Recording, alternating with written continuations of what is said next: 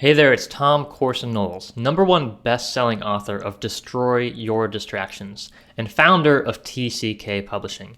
In this video, I want to share with you what it actually takes to earn a full-time income as an author. So if you want to take your love and passion for writing and turn it into a career that will actually be able to support you and your family, and maybe even give you a little bit of extra income on the side to save and invest for your financial future, this free video training series is going to show you some things you really need to focus on if you want to turn that goal, that dream, into a reality. So in this first video, we're going to talk about the key factors that actually influence, that directly influence and control how much money you will earn as an author. If your goal is to actually earn a full-time income from royalties, then you really need to know and understand deeply the things that you can do and the factors that maybe are beyond your control, but that still have a direct effect on how much money you earn. If you don't understand that, then you're not going to be in control of your financial future. And if you don't feel like you're in control of your career and your future, then you're really just rolling the dice. You're really just gambling. You're really just treating your career as an author like a hobby rather than like a business, which is what you really need to do if you want to make this work for you financially. Now, in the second video, we're going to talk about the key factors that only the author can control, right? These are the key factors that influence how much money you earn, how much royalties you earn, how many books that you sell. But these are not things that the publisher can control. These are not things that your agent can control. These are factors that you yourself, you alone are responsible for, and you alone are in control. If you spend your life trying to control things that you can't control, that you don't have any influence over, you're going to end up really miserable, really unhappy, and not very successful.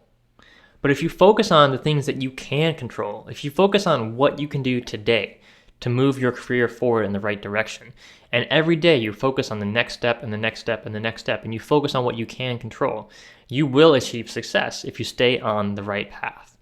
In video 3, we're going to talk about the biggest obstacles to building a successful career as an author and how to overcome them. In my experience, the biggest obstacles we face in life aren't obstacles outside of us. They're not external obstacles, right? The biggest obstacle that we face in our career as an author, it's not that we can't get a publisher to give us a book deal, or that our agent isn't working hard enough, or that our PR person can't get us booked on the Today Show.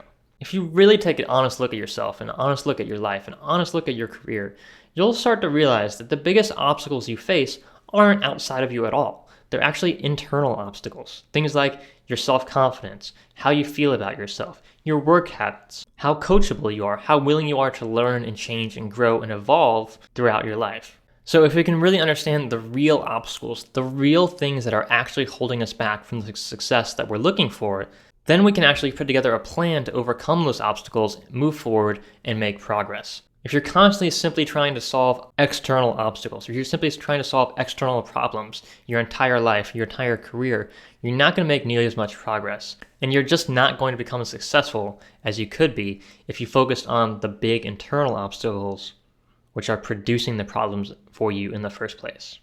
Now in video 4, we're going to talk about how we at TCK Publishing can publish your books for you and help you earn a full-time income as an author over the next 3 to 5 years.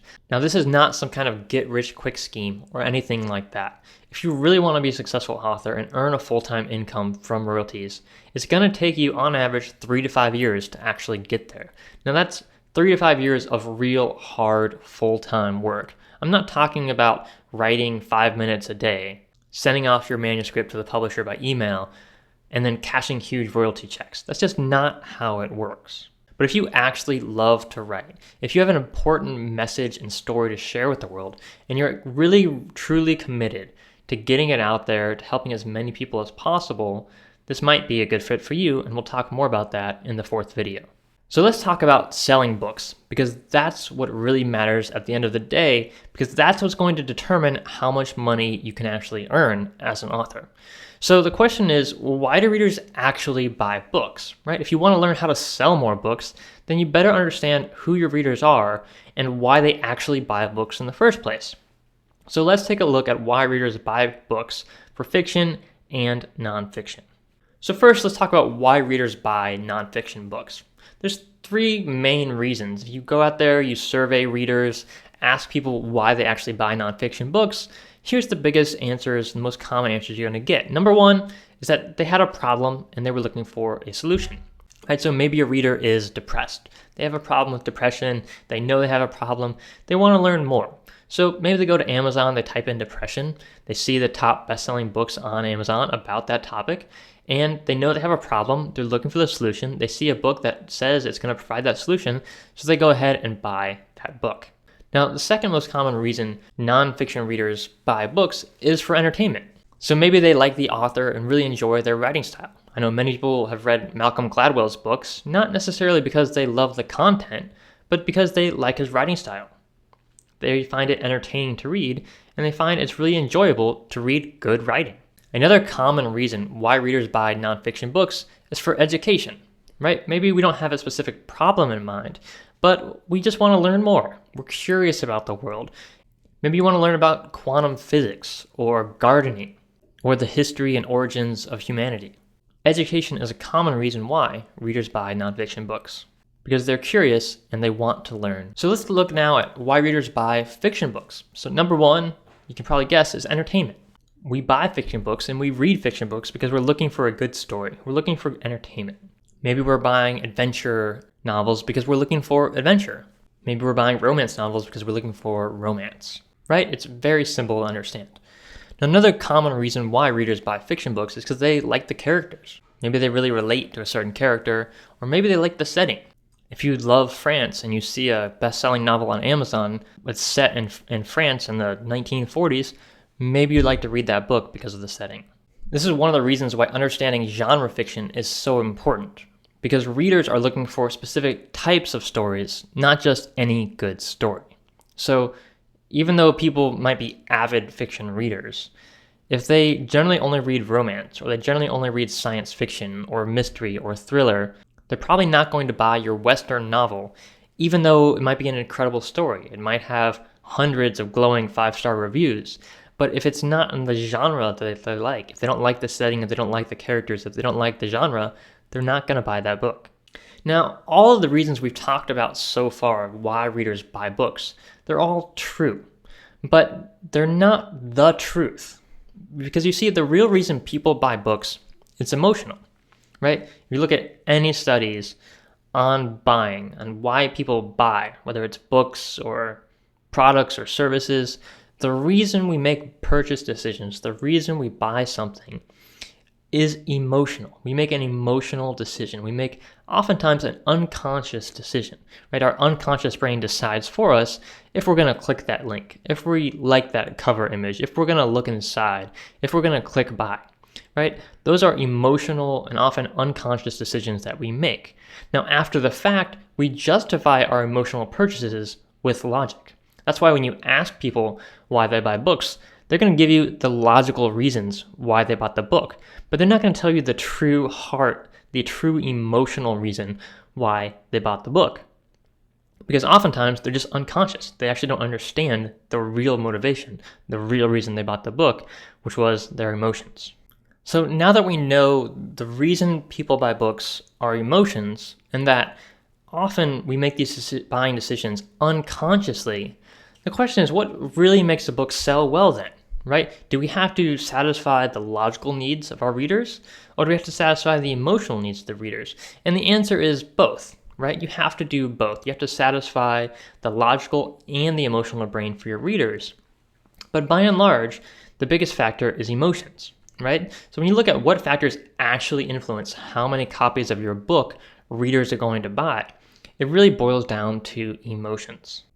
If someone's browsing your books page on Amazon.com and their finger's hovering over that buy button, what makes them actually click? What makes them actually pull the trigger? What makes them actually get out their credit card and pay for your book?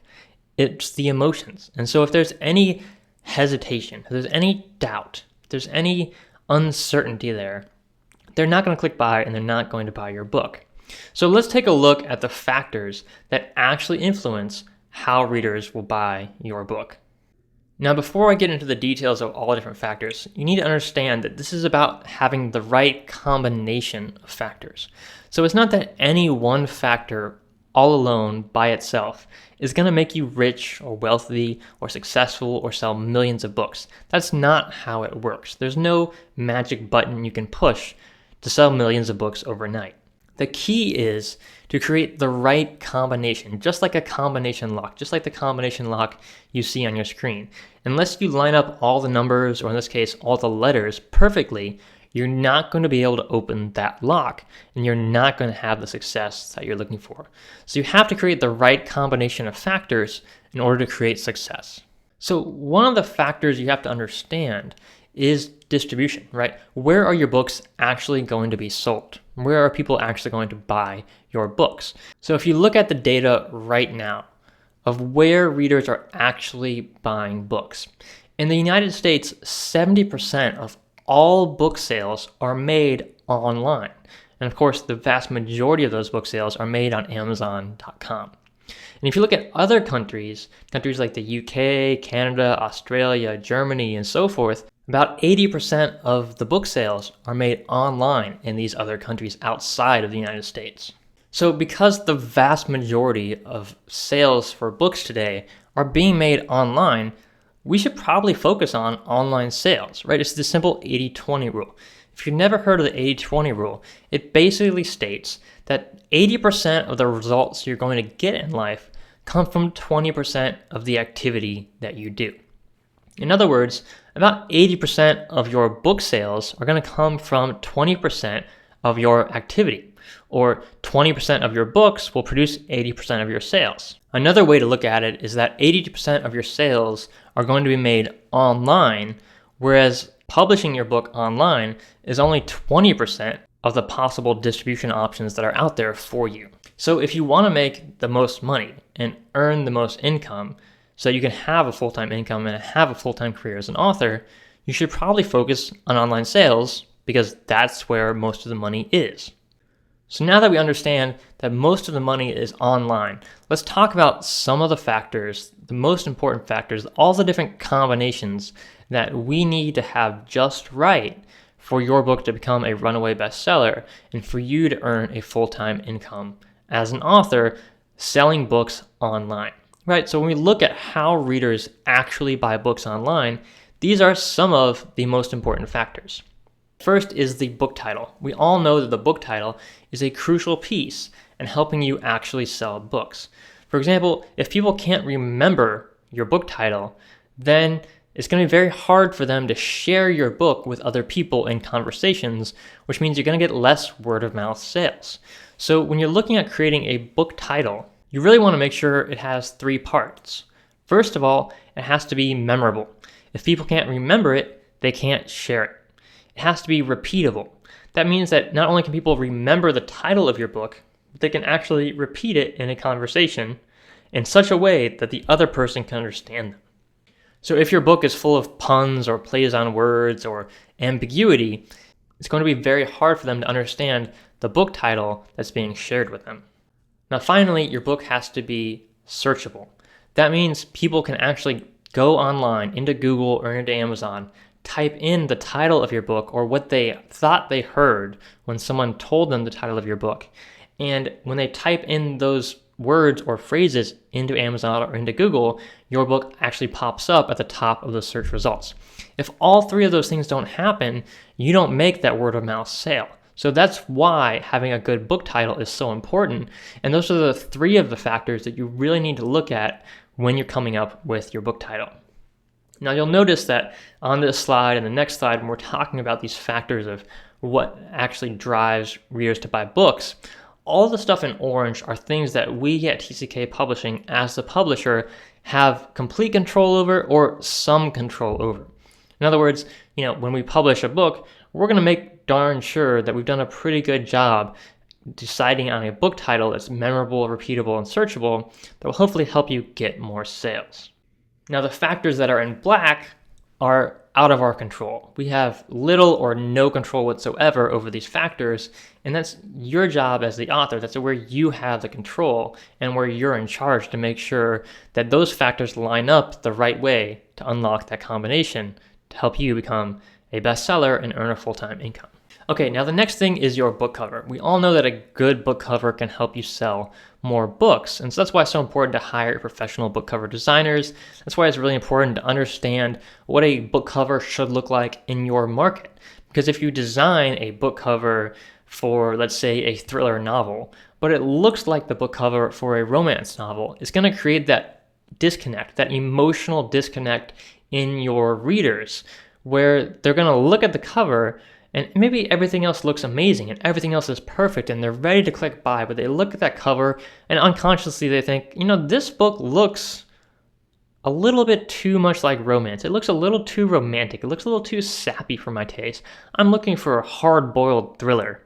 And if they get that emotional feeling, that unconscious feeling that this is not the kind of story they're really going to enjoy just because your book cover has the wrong colors or the wrong fonts, that's going to hurt your sales. So it's super crucial you understand what kind of book covers sell well in which markets and why that is. So you really need to study this or work with a publisher who understands this. Now next is your book description. Your book description is pretty much all the information your reader is actually going to get about your book and what's actually in it. Now, on Amazon, readers can click look inside and read the first 10% of your book, and many readers do that. But before most readers ever click to look inside your book, they actually read the book description. It's kind of like if you've ever shopped for anything online, the first thing you do is go read the description of that product to find out if it's even what you're looking for. So one of the things you want to do when you're writing the book description for your book on Amazon and for other retailers, you want to make sure it explains right away what your book is all about, who it's for, and why they should read it. If you can't explain those simple things in your book description clearly, readers aren't going to buy. So one of the things I really recommend you do is actually go on Amazon, find the best-selling books in your market or your niche or your genre, and read their book descriptions and see which ones you love and which ones you don't like, and see what the book descriptions in your market that you love do. How do those authors tell their story? How do they explain to the reader why the book is important and why the reader should buy it? And then model those types of book descriptions to make your book description come to life and be a better tool to help educate your reader and get them to buy. Now next is market research. And market research is basically understanding who your readers are and what they really want. So the quickest, easiest, fastest way to do market research is just go to Amazon, find the best-selling books in your market, and then read the reviews for the best-selling books in your market. And what you want to do is have a notebook with you. And as you're reading through all the reviews of the top books in your market, you want to write down all of the negative comments, all of the negative criticism that keeps popping up again and again, and all of the positive comments and positive criticism that keeps popping up again and again in your market. Because what that will do when you actually put together all this information from your readers is you'll actually be able to understand exactly what your readers want from a book like yours and exactly what they don't want. Now, this market research will only actually influence your sales if you change your decisions and change how you do things based on your research, based on what you learn. You can go out and read all the reviews in your market and know all the numbers in your market, but if that doesn't actually change how you write your books and how you promote your books and how you market them, how you position them, then it's not going to actually influence your sales, right? So you don't just have to do the market research and learn, you have to apply what you learn so that you're constantly improving and better serving your audience. Next is distribution. So we already talked about why online sales is really where your focus should be, because that's where most of your sales, most of your income is actually going to come from. But there are, of course, other places you can distribute your books, from other online retailers outside of Amazon to bookstores and libraries, and even having your books translated into other languages and published overseas. There's all kinds of things you can do for distribution. And this becomes more and more important the more books you sell. So if you're only selling 10 books a month, distribution isn't a big deal. You're probably already on Amazon. As long as you have distribution on Amazon, unless you're selling more than 10 copies a month, you don't really need more distribution. You really need more marketing, more sales. But once you have a critical number, maybe it's 100 books a month or 500 books a month or 1,000 books a month, then you probably want to go and look at expanding your distribution so that you can grow your income. Now next is the quality of writing, and this is in black because we can't really control that at TCK Publishing. Now of course we can work on editing and we can work on proofreading and we can help you become a better writer, but at the end of the day, the quality of your book, the quality of your writing is the responsibility of the author, right? No one else out there is going to care as much about your book as you do, right? And if there are people out there who care more about your book than you do, then you're not really doing your job well. So how can you actually improve the quality of your writing?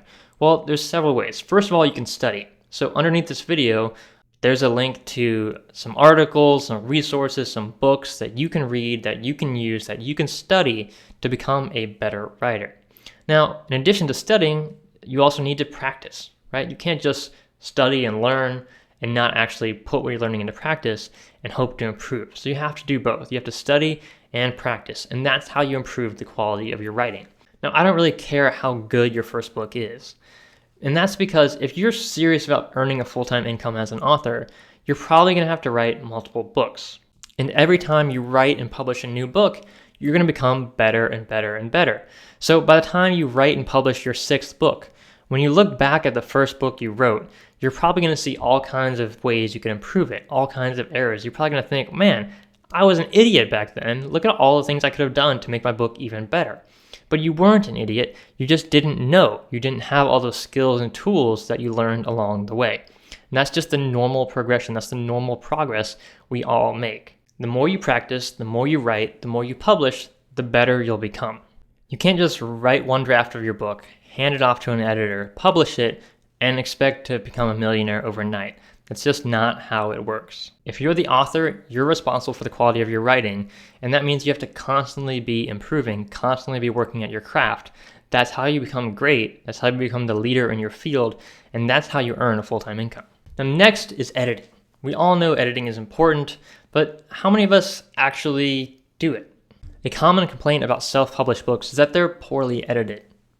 And that usually means that there's lots of typos and grammatical errors and usage errors and so forth, and it just makes it hard to read. So it might be a great story and a great narrative, but if all those little errors and typos and mistakes get in the way of you actually being able to enjoy the book and enjoy the story, you're not going to find that to be a good reading experience. You're not going to give that book a good review on Amazon, and the author is not going to do well in terms of sales long term. Now I'm going to post another link to an article below this video that talks in more detail about editing, the different types of editing from developmental editing to proofreading, and what you can expect as you go through the editing process.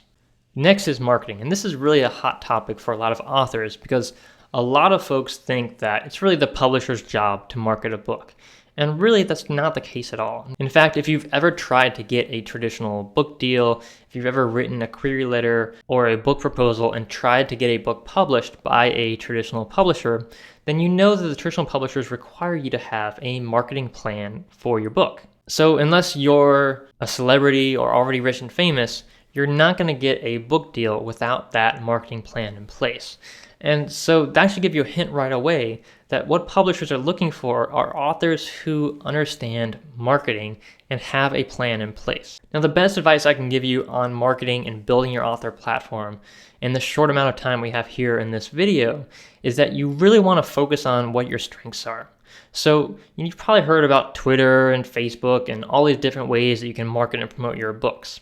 But if you're not passionate about it, if you don't love doing it, if you don't get up every morning excited about tweeting, then you shouldn't be using Twitter as your main platform to build your business. Instead, what you ought to do is focus on what are your strengths.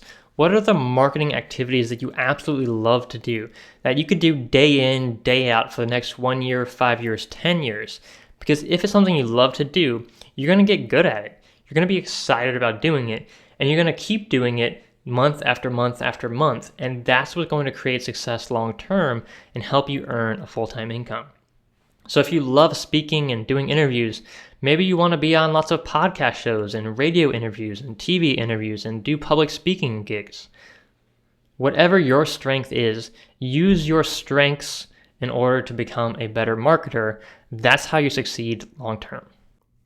Now next is promotion. And most authors mix up marketing and promotion. They think that they're the same thing, but they're really not the same thing at all. Now there's certainly some overlap between marketing and promotion, but the big difference is that promotion is usually almost always short term, right? So when you're talking about marketing, we're talking about long-term marketing. All successful marketing is something that you do long term. If you do one interview where you talk about your book, that's great, but it's not really going to move the needle in terms of sales. If you do one interview a week for the next year, 5 years, 10 years, that will make a significant impact in your sales long term. That's good, smart marketing.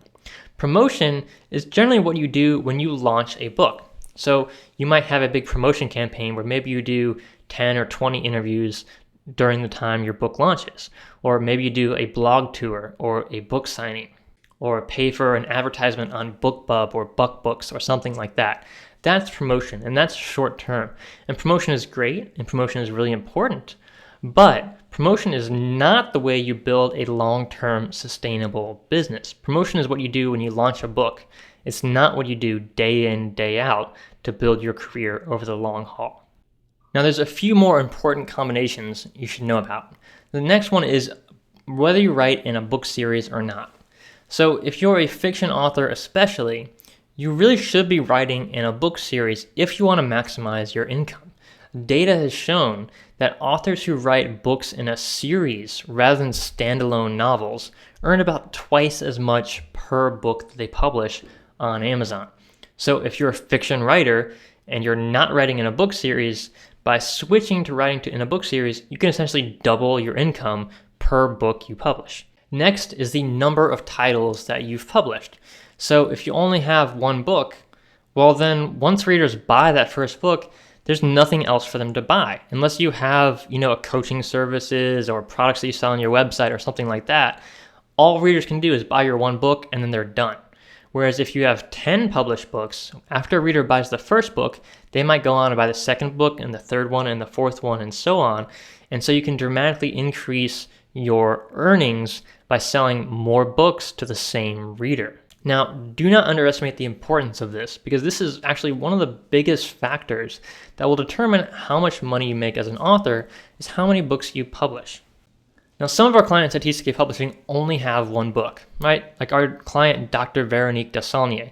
She's an expert in breast cancer, and her book, Heal Breast Cancer Naturally, is a bestseller. It's done very, very well for her, and it's the only book she's written and published so far. But she's kind of unique because she's an expert in one specific area. She's written a unique book in that one specific area that's unlike anything else in the market. And she's done a really good job of constantly promoting the book, and it ties in very well with her other business goals and business plans. So if you only have one book inside you, you can still do very, very well. But you really have to focus on building that book and building a business around that book with other products and other services in order to earn a full-time income that's really going to sustain you over the next 10, 20, 50 years or more. If you are a fiction author, you do not have the luxury of just publishing one book, promoting it really well, and hoping to earn a full-time income, because your chances are so minuscule, you'd have a much better chance of getting struck by lightning and winning the lottery in the same instant. So unless your name is E.L. James, that's probably not going to work for you. And in fact, the data shows that for fiction authors, when you've written and published 7 books on Amazon, you again double your earnings per title. So the difference between having one fiction book published and 7 fiction books published is that each book you publish earns twice as much, which is a huge difference.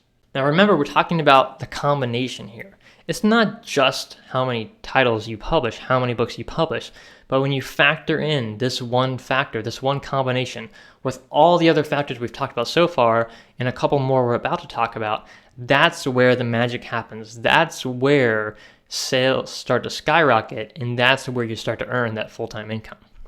Now next is the market size. Market size is crucial to your success. If you're writing poetry, I'm sorry to inform you, your chances of earning a full-time income writing and publishing poetry are incredibly small because it's a very tiny market. If you're writing romance, good for you. You're lucky because that's a huge market. In fact, 47% of all ebooks bought on Amazon.com are romance books. So romance is an enormous market, and because it's such a large market, it's much easier for you to earn a full-time income as a romance author, especially when you compare it to an author who's writing poetry, for example. Next is the word count or page count for your book. It turns out that how long your books are that you publish have a huge impact on your sales and how much money you will earn. Now, we've had several authors reach out to us at TCK Publishing and say something like, "Hi, I've got a 1,000 page novel or a 1,200 page novel, and I'd like to get it published. Can you tell me how much it's going to cost to print my 1,200 page novel?"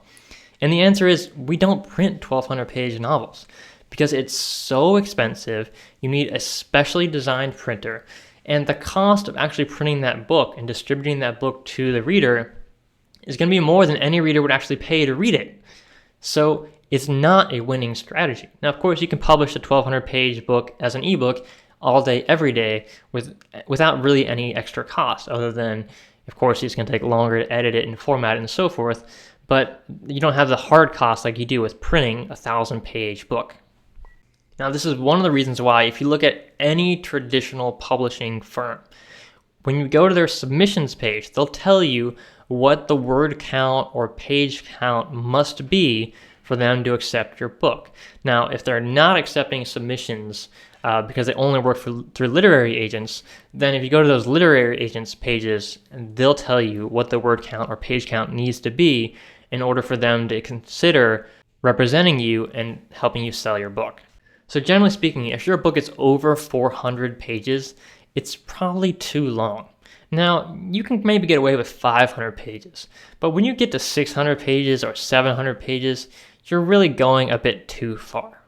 So if you're writing fiction and you have a 700 page novel, you might want to consider breaking it up into 2 novels. If you have a nonfiction book and you're getting in the 500 to 700 page range or more, you probably want to break it up into multiple books that focus on more specific issues so that it's better targeted to your specific readers and can provide more value to them. Because most readers will just not sit through a 500 or 600 or 700 page nonfiction book. Unless you're an incredible writer and the readers are very interested and very eager, they're just not going to read the whole thing. Another factor that can really impact your sales and earnings is Kindle Unlimited. Now, I know a lot of authors really don't like Kindle Unlimited. They really don't like Amazon's KDP Select program because in order to be in the program, you have to commit your ebook to being only distributed through Amazon.com. So you can't distribute your ebook on iBooks or Nook or Kobo or Google Play. You can still distribute your ebook to libraries, but not to other online retailers. And a lot of authors, understandably, just don't like that. They don't like the feeling that they're being constrained and held back from getting more distribution. And I understand that completely. But when you look at the numbers, especially for novelists and especially for romance authors, you're going to earn so much more money if your books are enrolled in Kindle Unlimited than if they are not. So in the romance market, if you compare authors on Amazon Kindle whose books are in the romance market and enrolled in Kindle Unlimited versus authors whose books are not in Kindle Unlimited, the Kindle Unlimited authors earn 2.5 times as much royalties for each title they have published than the authors who are not in Kindle Unlimited. Now, I don't know about you, but I'm kind of willing to overcome and get past the fact that Amazon's not going to allow us to distribute our books to Nook and iBooks and Kobo and Google Play, which is only going to account for maybe at most 20% of our sales, if it means we can 2.5 times our earnings and royalties on Amazon. Because we're going to earn a whole lot more money overall, and more money in our pocket means we're able to achieve our goal faster. Now, Kindle Unlimited is not right for every author in every book, but if you're in the romance market, I would definitely consider it. And really, I would consider it in any market you're in to see if it's going to fit with your specific goals and your specific needs. Next is pricing. Pricing is crucial to your success as an author. If you publish your first book and it's a 50-page nonfiction book or a 50-page short story, and you price the ebook at $9.99 on Amazon, I don't care how good your promotion strategy is, I don't care how good your marketing plan is, you are not going to sell very many books and you're not going to earn much royalties because you've priced it out of that market. Right? So understanding pricing is really crucial to your success. There's going to be a different pricing strategy for your ebook versus your print books. And the pricing strategy is going to change from market to market. And it's also going to change from book to book. So the more books you publish, the more you can expand your pricing strategies and options. You can do things like having one book for free and then having the further books in that series or your other books be paid at $2.99 or $3.99 or $9.99, whatever your other price points are. And by having maybe one or two books free, you're drawing more readers in and getting them to sign up for your email list and getting them to follow you and getting them to like you and enticing them to buy your other books. So you have more pricing flexibility the more books you publish. If you only have one book published, you don't have a whole lot of pricing flexibility, and there aren't a lot of cool things you can do with pricing because you only have one book and you have to earn all your royalties from that one book. Now finally, the last factor we're going to talk about in this video is book reviews. Book reviews are crucial to your success. Now the average book on Amazon.com right now has a 4.33 star average, right? So the average book on Amazon has a 4.33 star average.